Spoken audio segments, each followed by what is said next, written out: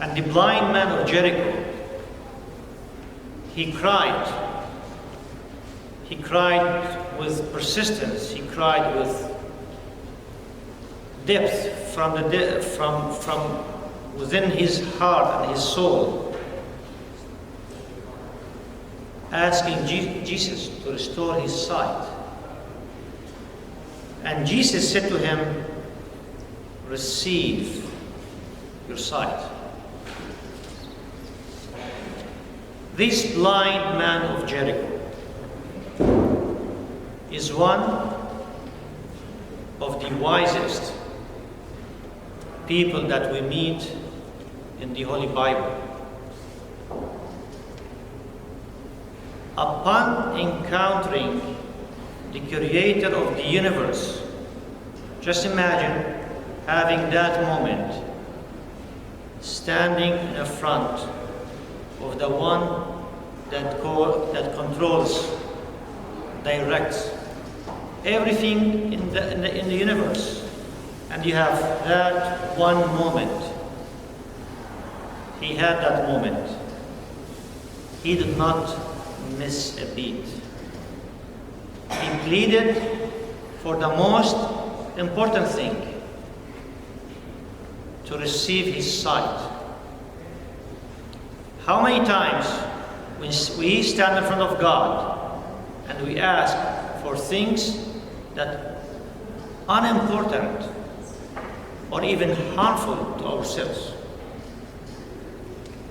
This man is a great role model to everyone to follow and to learn from him.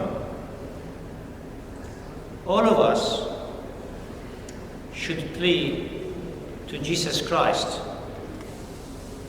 to restore our sight. What can we see? What type of sight Christ can give us? Something very important about the light of Jesus Christ. It can unveil to us. It can uncover for us. It can show us all of our hidden sins that we, even the one who committed those sins, do not know about them.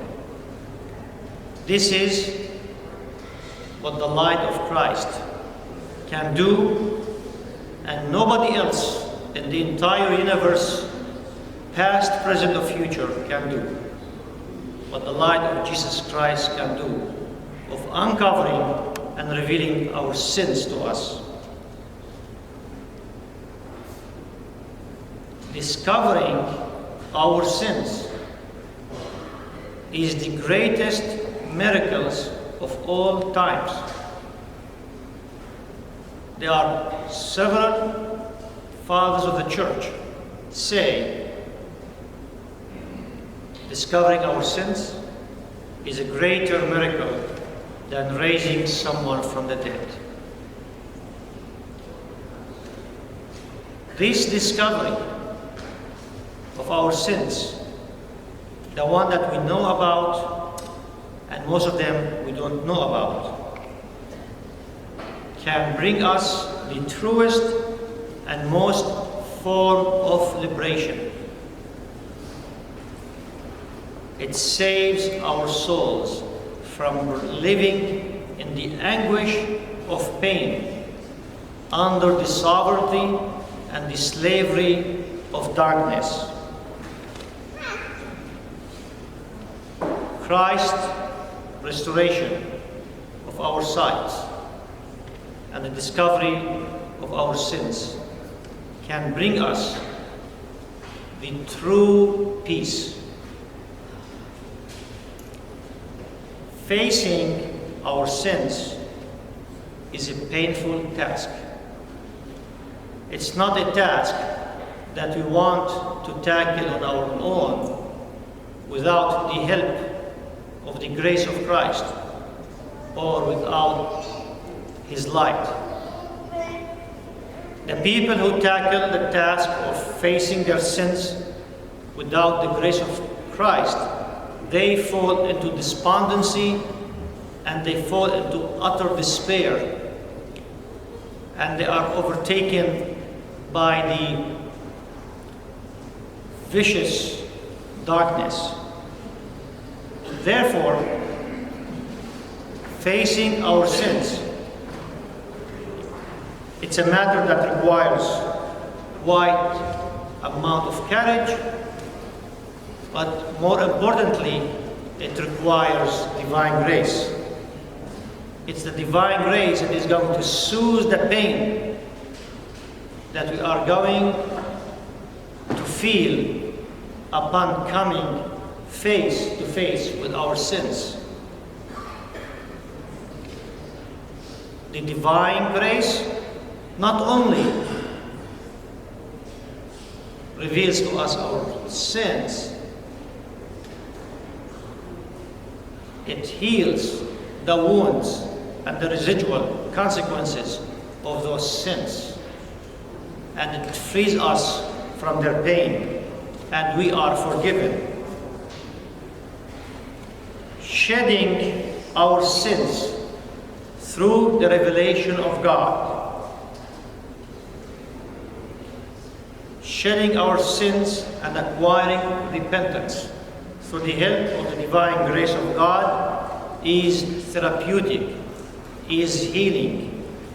But when we talk about health, this is a true health. When we talk about healing, this is the highest and most important form of healing. Furthermore, something that we need to keep in mind. Even though facing our sins in this life is painful, it is way less painful than facing our sins in the eternity when we stand in front of God, the absolute truth, and we discover, after passing from this life, our sins, and we realize that we have missed out on the opportunity to repent from our sins, and now we are paired to our sins to the eternity, throughout the eternity, while we are facing them. So, the pain and the embarrassment of discovering our sins in this life, so the grace of God, and being prompted to repent from them, is way less than discovering our sins in the eternity. Therefore, you can see how wise this blind man is and what kind of a great example he gave us by prompting us also to seek Christ to give us our sight, so we can make the same discovery and we can get the same healing.